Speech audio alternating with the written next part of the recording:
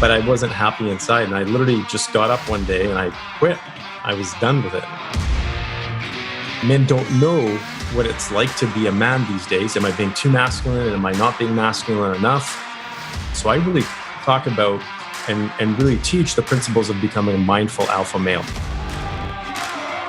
This is the Coaches Council, made up of 6 elite coaches dedicated to serving and ending personal struggle for high performers in business, health, and relationships. As a collective, we have built and helped build 6, 7, and 8-figure businesses, dominate in multiple industries, coached and played in professional sports leagues, and developed some of the strongest and most intimate relationships, both professional and personal. This isn't your average podcast. It's for the hungry, the dedicated, the doers, for those that have a dream and truly want that dream to become reality.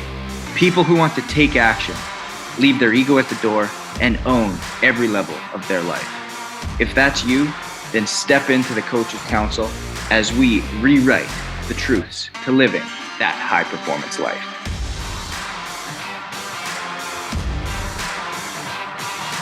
Welcome back to another week of the Coaches Council. We have a special week this week, and it's Meet the Coach. And we're starting off with Purdeep Sangha. And Purdeep, thank you so much for coming on today. Hey, man. I guess I'm the lucky one. I'm the first one out of the group, isn't it? Yeah, you know what? It's hey, somebody always has to be the first guy. Yeah, the guinea pig. I don't mind.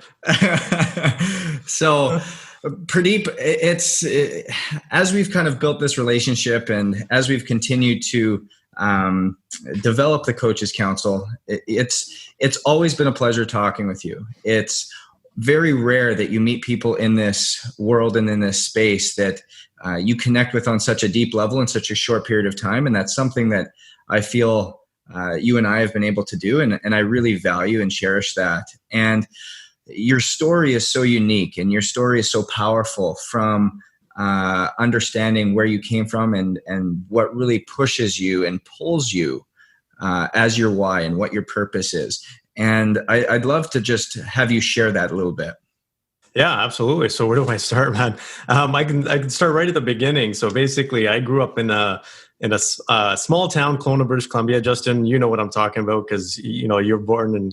Were you born in Canada? Or were you born in the U.S.? No, I was born in Canada. I was born in Edmonton. So about 6 hours, 8 hours, I guess, east of you there in Kelowna. But that is the definition of God's country. Yeah. Kelowna is an awesome. I kind of feel bad for you growing up in Edmonton. It's a nice place, but it gets cold, doesn't it? Oh my God! I can't tell you how many times in the winter we would see minus 40 on the temperature gauge. I remember I've been to Edmonton a number of times in Calgary, and going there in the winter, it's like your snot literally just freezes as you're breathing. It's hilarious. Snotsicles, they have a name. But I grew up in a small town.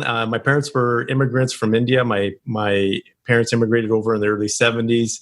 You can say they were probably the hardest working people I know, Justin. They literally worked their butts off because they came here with little skill, and they basically raised my brother and I to have a really good life, a half decent life. So I grew up on an orchard. So my parents, what they did was they actually worked in an orchard when they came here, and my brother and I would be in an apple bin sometimes as my parents would be working.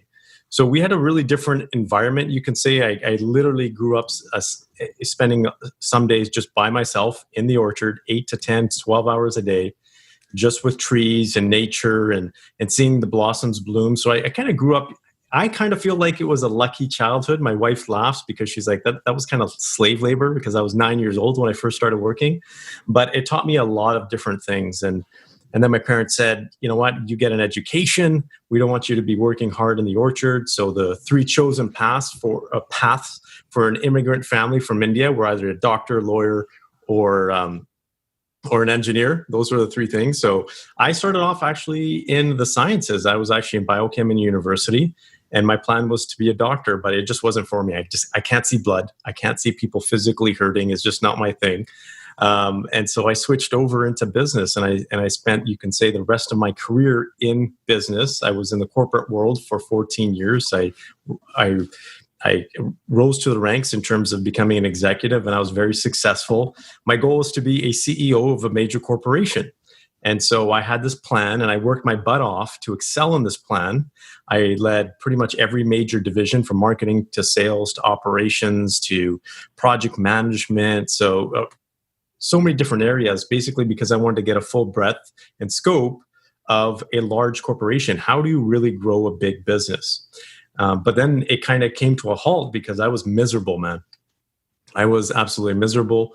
My wife and I were actually, and I hear so many people talk about similar story, because I see so many executives in the same boat now, where my wife and I were having serious challenges. We were on the verge of divorce. I was not the man that I wanted to be. I was not happy by any means. I was kind of going in and living the motions. I was making the money. I was traveling. I had an expense account. We had box tickets to private events here at the arena, so we could do that. We would go see the Maple Leafs all the time, the Toronto Raptors, and entertain friends and all that kind of fun stuff. But I wasn't happy inside, and I literally just got up one day and I quit. I was done with it, and my wife was like, "Are you serious? You're going to do this?" And I was like, "Yeah, I'm going to do this." And I think at first she thought I was joking, but then she's like, "I see this in your eyes. You are going to do this, aren't you?" And I said, "Yeah." So then I walked into work and I said, it's about time I move on. And some of the people at work were questioning the decision. They're like, "What happened? Did you get hurt? Did you fall? Did you hit your head?" Like, seriously, all of these scenarios came out. And even my parents said to me, they're like, "What are you doing? You're just throwing away the last 14 years of your life. Like, you were this close to hitting your goal," because my goal was to be a CEO of a major corporation at 40. That was my goal. And I was well known in the industry. I was just kind of known as a mover and shaker, but it just wasn't for me. And I wanted to do something more. And this is why we talk about meaning so much at the Coaches Council, and having a bigger vision and a bigger purpose. Is I was always one to seek meaning in my life. I was always one to figure out, okay, why am I put here on earth? And it just so happens that one of my passions is helping people. I was a tutor in high school. I was a personal trainer at 17, and I just continued that you can say path. I was managing people at the age of 16, and that was my passion throughout my life. And as I was an executive, I was also coaching other people on the side. I was coaching other executives. I was coaching coaching entrepreneurs, and I soon realized that there's a lot of people out there that are in business that just don't have the skills, and they were never taught the skills, whether through the academic path or other training, to really grow businesses effectively. And so what came natural to me was actually really it wasn't natural to them. So I soon figured out that there was a niche out there, and so I said, I'm going to do this full time. I jumped into it full force, and my goal was to really focus on the business side. You can say the business strategies and tactics, because I want to be known as a business guy. I was coaching both men and women at that time, which was how I started off. But then I kept getting nudged into this other corner, and I kept getting these doors kept opening up, and it was working specifically with men.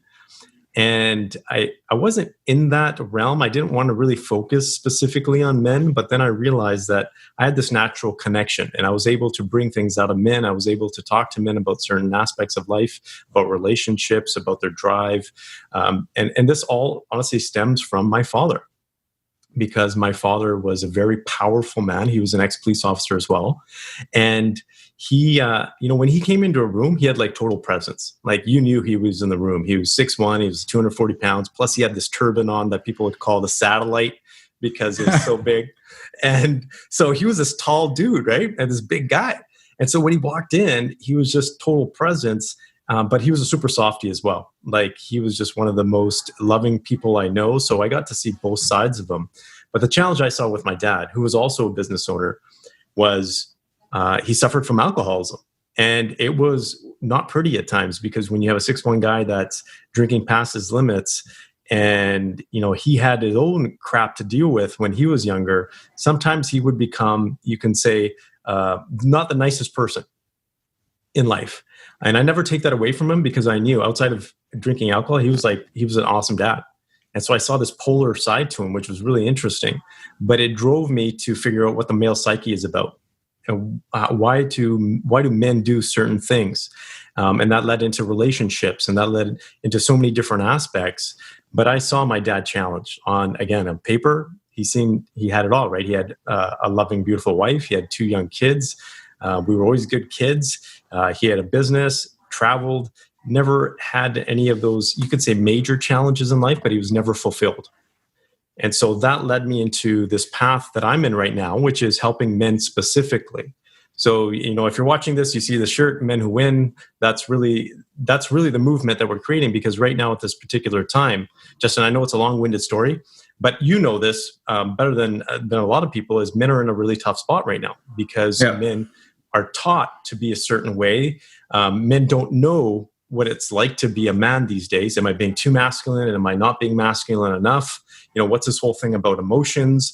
And then you have crappy leadership. Like, I'm not going to mention any one political person in general that are giving men a bad rap, but we are just not, I'm going to say, made like we were used to, not like the older generation where we lived off of integrity, values, right? Honesty, all of these kinds of things that a true leader is about. So I really talk about and really teach the principles of becoming a mindful alpha male, which is being in control of your life from the standpoint of being able to create it. You can never be in control of your situations, but you can be in control of yourself and how you respond to those situations, so you can actually maneuver effectively. But then there's also the mindfulness aspect. And if I could equate it to anything, it'd be like, Rambo on one side and then the Dalai Lama on the other side. And so it's a blend in terms of trying to take the best of both worlds and integrate that into the lives that we live today. Because we as men need to be strong leaders for our family. We need to be strong leaders for our children. We need to be strong leaders for our community, for the workplace, especially in business. But I see such a lack of that, especially right now when we see COVID. I'm wondering, like, where are the men that are standing up to help other people in society, to stand up against all of this negativity that people are spreading, to stand up and say, guys, we got this. Right? We can get through this. We just got to band together on this aspect. So in a nutshell, what I basically do right now is help men in 2 aspects. I help men in business. So I help them from a business strategy standpoint and the tactics to really grow and scale their business. But then I also help them on the other side, which is you can say the neuroscience behind mindset, the emotional intelligence component, high performance, all of these kinds of things, as well as to a certain degree spirituality that we bring into this as well. So it's really helping men live a more fulfilling life and really get what they want out of it. That's a long spiel there, isn't it? That you know what, I hit mute and unmute a couple of times. I was like, okay, this is great, and no, let him go. Yeah. He's on a roll. But no, it's such a powerful story though, Purdeep, because it's so true. And being a male, I can pull from my story on that on so many levels, and it's so relatable. I don't know if there's any male out there that can say honestly that nothing that you said resonates with them, because it is such it's something as a human species we all have in common, and it's such a powerful movement that you're driving, and even that we're driving with Coaches Council on a higher level with a larger group of like-minded. You call it. You had it such a great name for it in mindful alpha males, and we're here for the betterment of those people to learn from. Now, I'm curious, what is it that you see as being the biggest downfall in the male gender when it comes to being able to have those empowering relationships, being able to have a thriving business or have a thriving career, but find that balance in everything? What is that one downfall that that you continue to see a lot? Wow, that's a really, I would say, a loaded question, because I don't know if I see any one particular downfall, but I can tell you the few things. The first one is a lack of role models. Right now, we have a shortage of role models and mentors out there for men to really help and say, okay, these are the things that you should be living by. These are the values and integrity And honor, like these types of words that I'm using right now, honor, who uses these words right now? Very few people, right? So integrity, authenticity, honor, all the values, these are all the things that we should be focused on. So a lack of role models is one.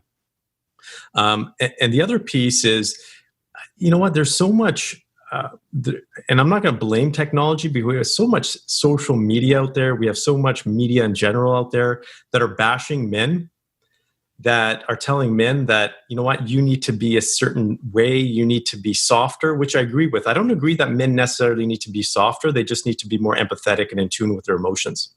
And so there's a lot of confusion in terms of what it means to be a man. But now that I think about what the question that you're asking, the biggest thing I think that is a downfall for men is trying to do it alone and not asking for help. That is probably the most common thing that I see amongst high-performing men especially, that no one wants to admit that they're feeling challenged. No one wants to admit that their relationship isn't going well or that their business isn't going well. Like we're seeing it right now. There's a lot of people that had this persona of having an awesome business that are struggling. They're not able to even pay their bills and their mortgage. But you would never know that if you were to talk to them before this. So asking for help, I think, is the most important thing there. We'd be remiss if we didn't take this time to thank our sponsors that allow us to reach you each and every week. The Coaches Council is powered by Canai Brands, a lab-tested, all-natural, pure hemp CBD company without the presence of THC. They encompass our passion for health, wellness, and fitness that we have on the Coaches Council. Visit canaibrands.com and at checkout, use the promo code COACHES20 to enhance your wellness journey. Why do you think asking for help is so hard for men? And what is it causing them to do? And as I ask that question, you get this big smile on your face, because I know you know the answer, or you have, and I know the biggest thing is it always comes back to individuals, right? There's certain reasons that certain people are going to have either certain answers to this question, but why is it that we try to do it ourselves? Well, again, that's a loaded question. And here's just my perspective of it. There's a number of things. There's a natural tendency as men to try to do it alone, right? That's how our brains are wired, is to actually go out there and do the task. And there's a status component. If I ask for help, that reduces my status. That's the perception that we get as males. And so to do it alone is to be raising your status. Because once you hit that, not only do you have higher confidence, but you can tell the other person, hey, look, I didn't need any help. I did it by myself. And that's a symptom of the ego, right? We can talk about this even more. Individualism, for example, the differences between Eastern and Western culture, where especially in Western culture, we're very much about individualism, where Eastern culture is very much about doing things together, for example. Like in certain cultures, in Japan, for example, if you ask someone to take credit for something, they hesitate because no one individual wants to take credit. They want to give credit to the entire team. So that is the difference. Culture is really promoting individualism. And I think a lot of it has to do with how we are raised in families. And again, that I think over the last 2 decades, 3 decades, and probably even longer, families have gone through a real transition in terms of how they raise children. And that's why the divorce rates have gone up to such a high degree, and the reason why we're here right now. But in all honesty, it's a combination of societal pressures plus our natural tendency plus ego to really ask for help. I want to dive into that a little bit. What is it that we can do culturally because obviously culture it's a very loaded term as well. We talk about culture in a family, we talk about culture in a business, we talk about culture in a city, we talk about culture in a region, and then we can talk about culture nationally.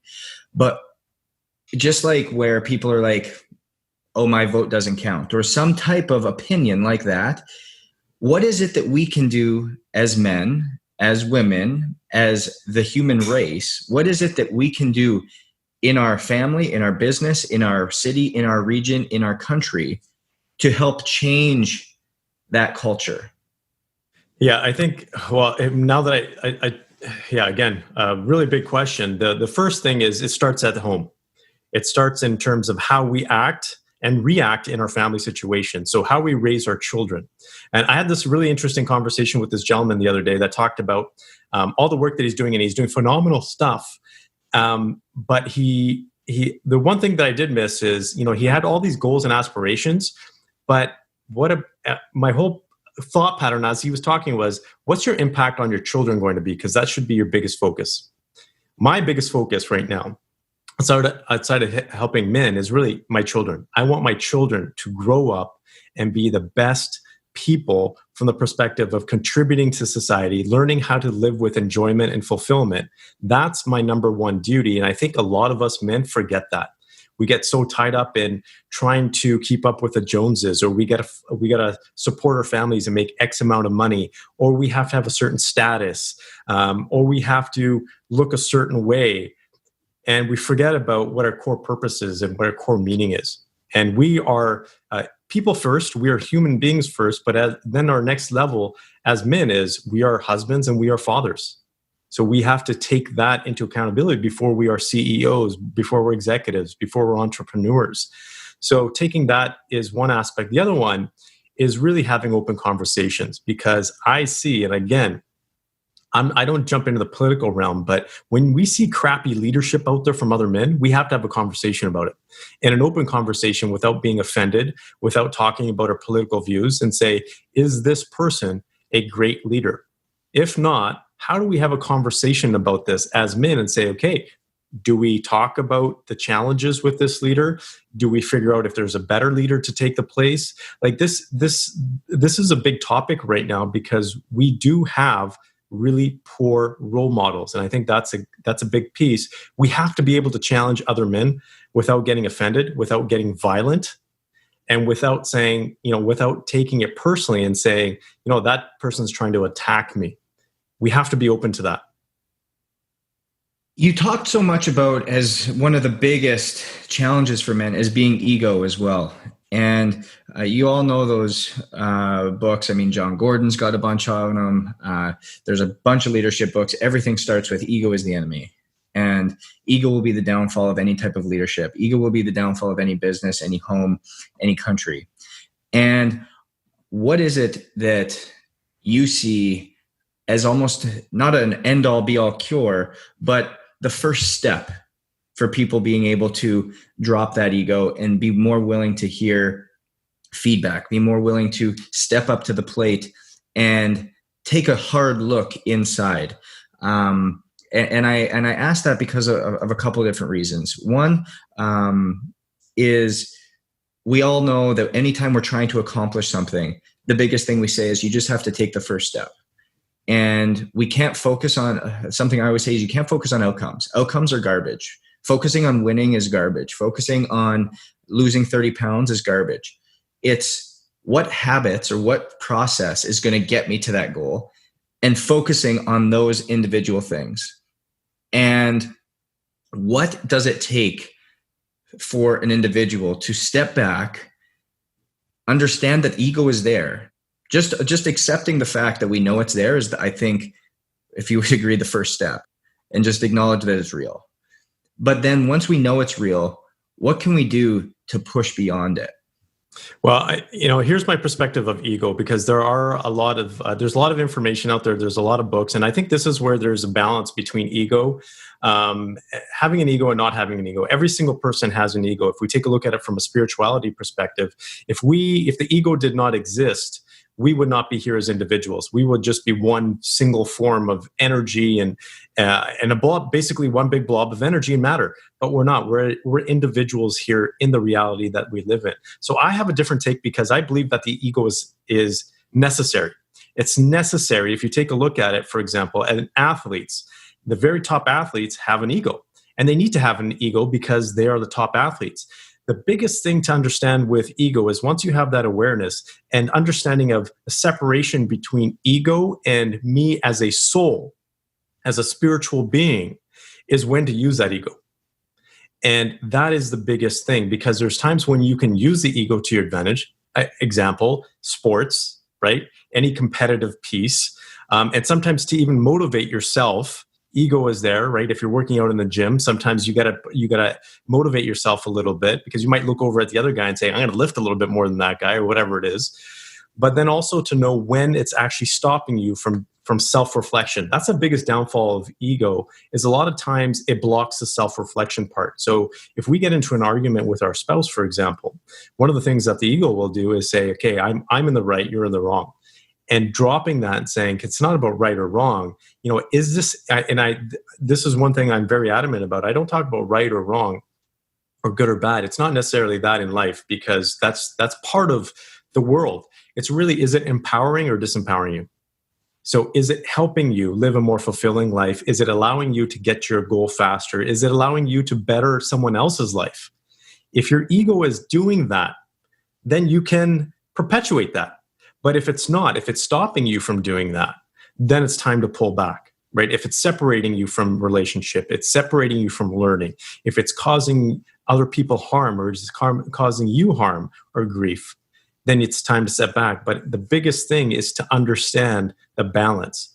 You talked about awareness, that's important, stepping back, but then also saying, where is it appropriate to have an ego and where is it not? That's so important to, I think, understand, and you hit it, or you explained it so well, is that ego is necessary. Ego is necessary to accomplish anything. But it's that balance, it's that fine line of taking you to your goal, to pushing you over the edge, and then starting to hinder you in the other facets and aspects of your life. Yeah. So for everybody listening, where a lot of this has really resonated or something has really hit home, what would you say, or what would you recommend as being that first step for somebody to take? Oh, wow. When it comes to anything, and this is always my first step with a lot of things in terms of, you can say, transformation, forwarding your life, bettering yourself or your relationships, is really taking a look at the emotional state. And so I like to take a look at the science behind things as well as the spirituality behind things. But one thing that it all really comes down to is emotions, right? Our state of emotions, the types of emotions that we live, our emotional awareness. Yeah, some people call it emotional intelligence, emotional mastery. But the biggest thing is to figure out, okay, what are we feeling right now? Because our feelings will show us. Our feelings are basically the projection of our actions. So if we are feeling a certain way, we are going to react a certain way, right? And so even beyond our thoughts, we have to pay attention to our emotions, because again, we have so many thoughts running through our minds that it's tough to take a hold of them. There's 60 to 80,000 plus thoughts a day that we have. Our emotions, though, are not as complicated. They are in a way, but there's not 60,000, 80 different thousand thoughts or emotions that you have every single day. So you can actually keep track of that. So I highly recommend saying, how am I feeling right now? It's a simple exercise. How am I feeling at this particular time? Write it down. You can journal it, see what the patterns are, because you can see the consistent patterns that you have in your emotions, and that will tell you what you need to change. I'll give you an example. If you're sitting with your family and you're constantly feeling a certain emotion that you don't want to feel, then you need to take a look and say, okay, is it my internal state? Is it my environment? Is someone saying something to me? What is it that's causing me to feel this way? And what can I change and what can I shift? Because we have the ability to change something. We just need to figure out what it is. Is it internal? Is it the environment? Do I have to remove myself? So for me, Justin, it really comes down to emotions. Because if you can manage your emotions better, you can pretty much do everything else. Purdeep, it's always a pleasure talking to you. Every time I listen to you speak, or we get on with the council, I learn something new every time. So for everybody out there, that's Purdeep Sangha. He helps men win and ultimately become the mindful alpha male. So Purdeep, it's a pleasure to have you on the Coaches Council, and to hear more from Purdeep and the rest of the council, be sure to tune in every Monday. New podcast is released on Google, Apple Podcasts, Stitcher, Spotify, wherever you get your podcast fix. I think there's about 50 of them now. They keep on rolling out. But be sure to check in every Monday from the Coaches Council, so we can help you get out of struggling times and give you strategies in which you can begin to own your life. So with that, stay hungry, stay humble, and we'll see you next week. Thank you so much for joining us for another week of the Coaches Council. If it wasn't for you viewers and listeners, we wouldn't have a platform. So again, it's all about you guys. And we want to give you a reward just for listening. We want to give you access to each one of our coaches for a little bit deeper, intimate experience. So if you go to coaches-council.com, coaches-council.com, subscribe and like to whatever platform you're viewing on, you're going to be entered to have that one-on-one experience. So be sure to go coaches-council.com and really interact with us, because we would love to interact with you. Until then, stay safe, stay hungry, stay humble, and thanks for listening.